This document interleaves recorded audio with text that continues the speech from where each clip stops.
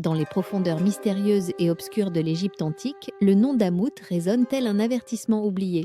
Mi-crocodile, mi-lion et mi-hippopotame, Amout, c'est la redoutable dévoreuse des cœurs. Elle n'est pas une divinité bienveillante, mais plutôt une entité terrifiante, symbole ultime de la damnation et de la justice implacable. Selon la mythologie égyptienne, lors du jugement des morts, le cœur du défunt était pesé contre la plume de Ma, la déesse de la vérité et de l'harmonie. Si le cœur, symbole de la conscience et des actes de vie, était plus lourd que la plume, Amout intervenait.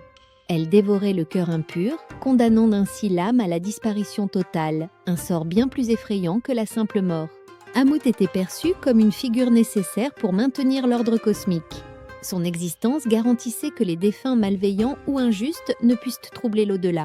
Pourtant, son apparence hybride et terrifiante, associée à ses fonctions redoutables, inspirait la peur. Dans les papyrus anciens et les bas-reliefs des tombes, on la voit tapie, attendant son heure, prête à accomplir son devoir funeste. Des rituels et incantations visaient à apaiser Amout ou à la tenir à distance. Les prêtres égyptiens, dans leurs cérémonies funéraires, récitaient des formules pour protéger l'âme du défunt et s'assurer qu'elle puisse franchir les épreuves du jugement sans que le cœur ne soit trop lourd. Des amulettes spéciales, représentant Ma, étaient souvent glissées parmi les bandelettes de la momie pour garantir l'équilibre du cœur et le passage vers l'éternité. Certaines belles traditions ésotériques, dissimulées des regards officiels, mentionnaient même des rituels secrets pour tenter d'implorer la clémence d'Amout. Ces pratiques, mêlant symboles gravés en pigments rouges, offrandes et prières sous certaines configurations astrologiques, visaient à éloigner le danger qu'elles représentaient. Avec le temps, la figure d'Amout a continué à fasciner, à la fois crainte et respectée. Elle est devenue un symbole du juste châtiment et de l'ordre implacable qui régissent l'au-delà.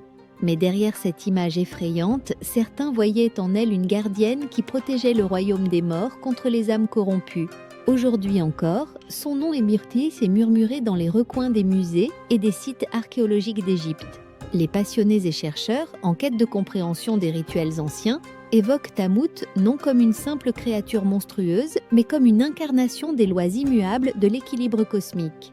Elle nous rappelle que toute transgression a un prix, et que dans les ombres éternelles des nécropoles, chaque cœur battant doit un jour affronter la vérité de son propre poids. Suivez les pas d'Amout et laissez-vous entraîner dans un récit où se mêlent croyances anciennes, mystères occultes et réflexions sur la justice éternelle.